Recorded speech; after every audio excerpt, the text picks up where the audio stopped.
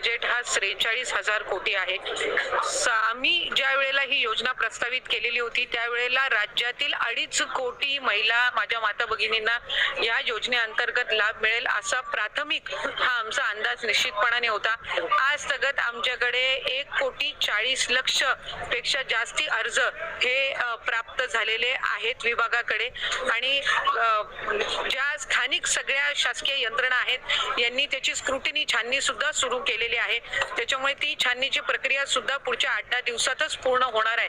कारण आम्हाला जो त्या ठिकाणी लाभ आहे तो सन्मान निधी त्या माता भगिनींच्या अकाउंटला डायरेक्ट डीबीटी हा करायचा आहे. माझे आपल्या माध्यमातून राज्यातील सर्व माता भगिनींना मला आश्वासित करायचंय की याला लागणारी संपूर्ण तरतूद ही राज्य सरकारने केलेली आहे. अर्थ विभागाने या संदर्भामध्ये कुठलाही कधीही आक्षेप घेतलेला नाही. पहिल्या टप्प्यामध्ये लागणारा जो निधी आहे साधारणपणे या वर्षाला लागणारा जो निधी आहे याची तरतूद ही अर्थ विभागाने निश्चितपणाने केलेली आहे. त्यामुळे कुठल्याही पद्धतीची चिंता नसावी. या उलट मी आपल्या माध्यमातून सांगेन की आम्ही ज्या वेळेला विभाग म्हणून ही योजना प्रस्तावित केलेली होती त्यावेळेला आम्ही 21 ते 60 हा वयोगट प्रस्तावित केला होता. त्याच्यावर ज्या वेळेला अर्थ व नियोजन मंत्री अजितदादांकडे बैठक झाली त्यावेळेला त्यांनी हा 60 वरून 65 करावा अशा सूचना या त्यांनी दिल्या आणि 60 आणि 65 या वयोगटातील जर लाभार्थ्यांची आम्ही संख्या काढली तर ती साधारणपणे 14.5 लाख होते. त्याच्यामुळे उलट त्यांच्या सूचनेनुसार 14.5 लाख लाभार्थ्यांची संख्या वाढली, ती कमी झालेली नाही आणि कुठलाही आक्षेप कधी घेतला गेलेला नाही. जी तरतूद केली जावी ती निश्चितपणाने केली गेलेली आहे. आरोप करतायत की या योजनेमुळे इतर सगळ्या योजना बंद पडतील, शेतकऱ्यांना कर्जमाफी द्यायची ती पण केवळ या योजनेच्या प्रसिद्धीमुळे किंवा या योजनेसाठी सरकार इतर योजनांकडे डोळे जातात. जर खऱ्या अर्थानं विरोधकांना शेतकऱ्यांना कर्जमाफी द्यायची इच्छा असती तर ती त्यांनी त्यांच्या पदाच्या कार्यकाळामध्ये पण दिली असती.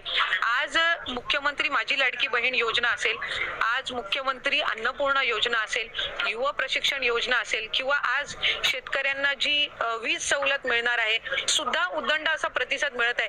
त्याच्यामुळे आतापर्यंत कुणीही आपण सांगावं की या योजनेमुळे आधीच्या कुठल्या योजना बंद करण्यात आलेल्या आहे असं एकही उदाहरण विरोधकांना देता येणार नाही.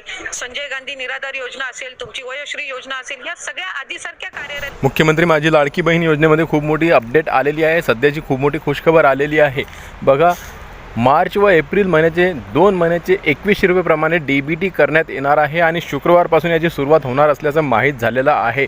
बघा, शासन निर्णय अजून आलेला नाही आहे आणि शुक्रवारपर्यंत हा शासन निर्णय येण्याची दाट शक्यता आहे. कारण की आधीच खूप उशीर झालेला आहे. महाराष्ट्रातील तमाम ज्या लाडक्या बहिणी आहेत त्या आपल्या हप्त्यासाठी चिंतित आहेत आणि वाट बघत आहेत. सातत्यानं हे बघत आहेत की आपल्या जे काही मार्च महिन्याचा हप्ता आहे किंवा मग एप्रिल महिन्याचा हप्ता आहे आपल्याला कधी मिळणार आहे. अशा प्रकारचे खूप सारे यूट्यूबवर व्हिडिओज किंवा मग सोशल मीडियावर सुद्धा ते अशा शोधत आहेत की आपल्याला नेमका हप्ता कधी मिळणार आहे. अशा प्रकारच्या माहिती ते तपासत आहेत किंवा घेत आहेत. तर त्याच्यासाठी आनंदाची बातमी आलेली आहे की डीबीटीद्वारे त्यांना आता एकत्रित 4200 रुपये त्यांच्या खात्यामध्ये टाकण्यात येणार आहेत. आदित्य तटकरे यांनी स्पष्ट सांगितलेलं आहे की लवकरच याचा शासन निर्णय निघणार आहे आणि शुक्रवारपासून दोन्ही हप्त्यांचं वितरण सुरू होण्याची दाट शक्यता आहे असं त्यांनी सांगितलेलं आहे.